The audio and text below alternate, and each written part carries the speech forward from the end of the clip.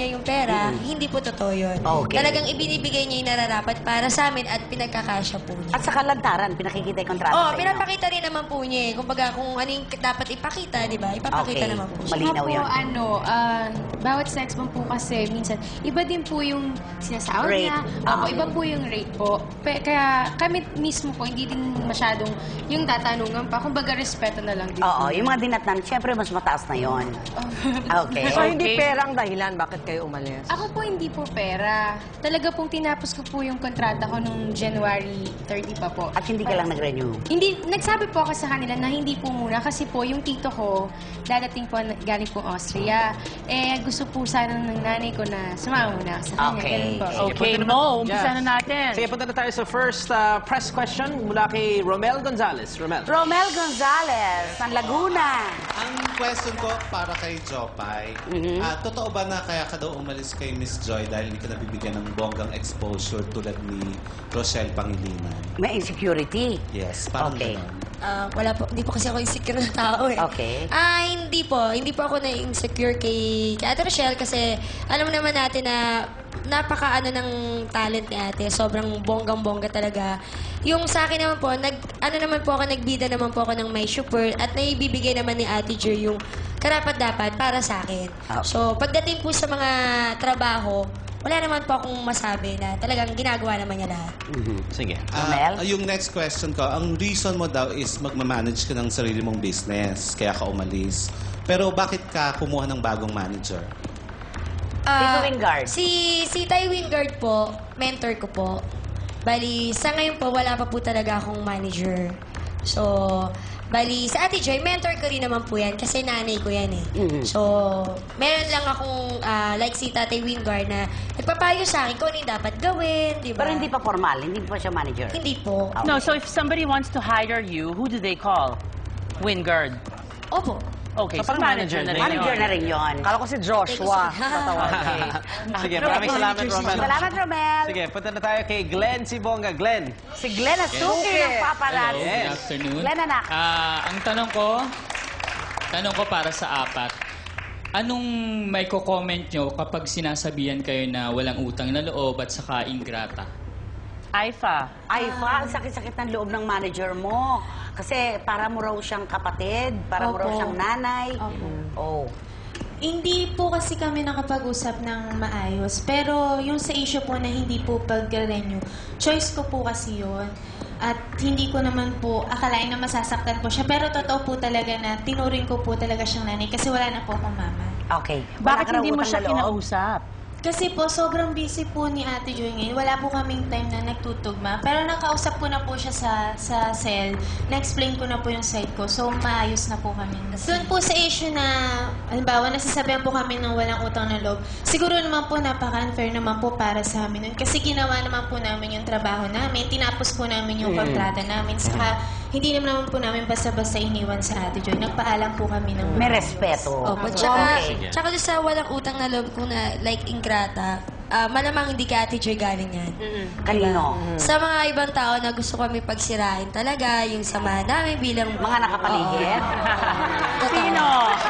Sino daw? Tinatanong ng friend. Name names? Sino? Sa palagay nyo lang? Hindi. Siguro yung mga taong binibig deal yung pag-alis namin na parang wala. Hindi. Okay. Si Ate Joy, Hindi siya magsasalita hindi ng siya ganung tao. Si hindi talaga. Daniel parang naiiyak, hindi pa man.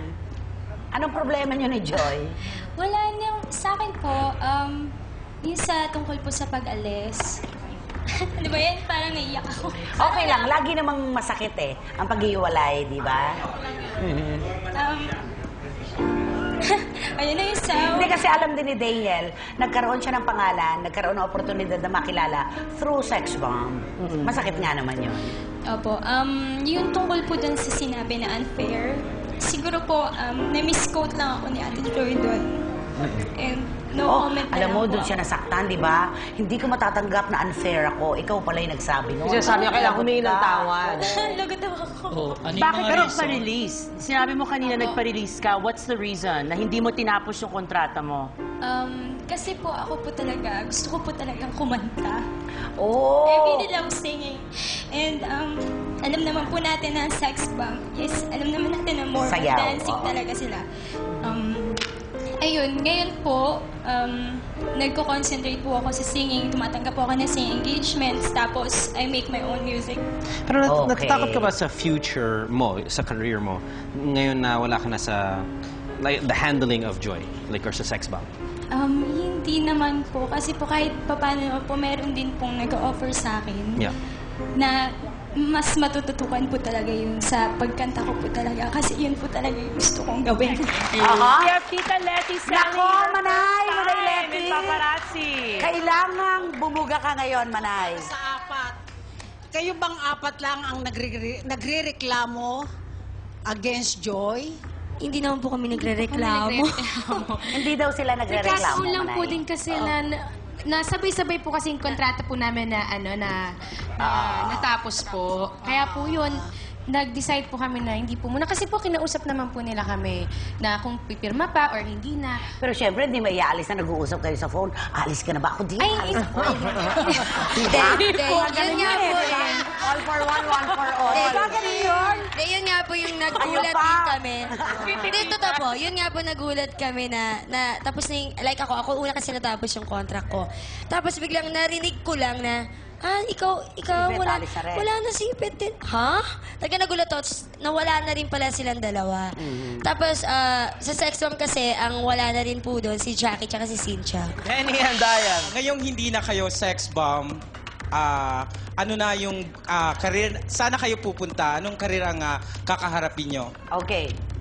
Haifa. Haifa.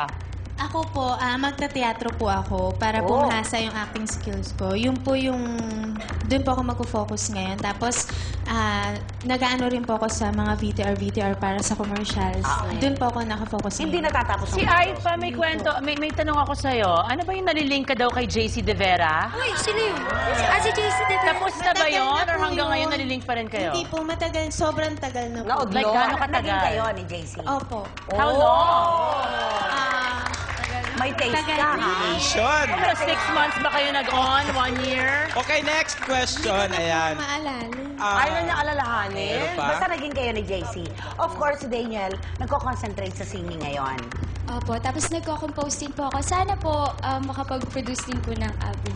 Darating yan. At si Miss Austria, ano naman ang ginagawa? Ano po, gaya po ni Daniel, yan, sa singing din po talaga. Doon din May po ako karakter to eh, no?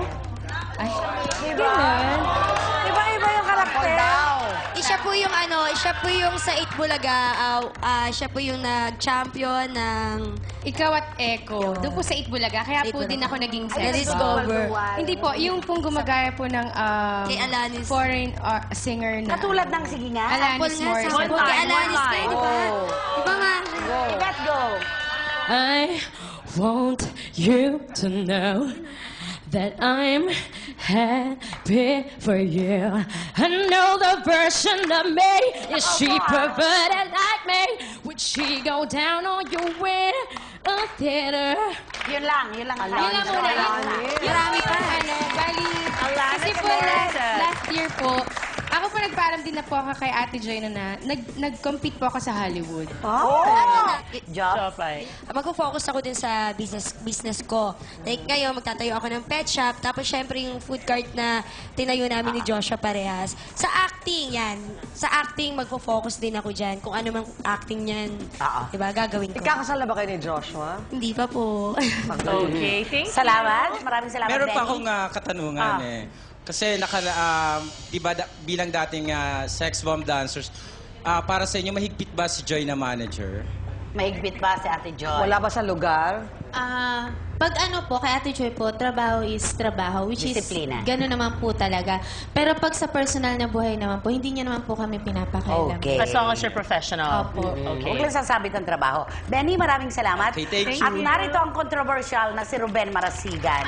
Okay, ang question ko, tatlo para sa kanilang apat. Una at pangalawa is, nung mag-decide kayong umalis sa sex bomb, ano naging reaksyon ni Rochelle Pangilinan? At pinigilan ba kayo ni Rochelle at saka ni Joy sa decision niya? Wala po siyang idea na, kasi ngayon nga po sinabi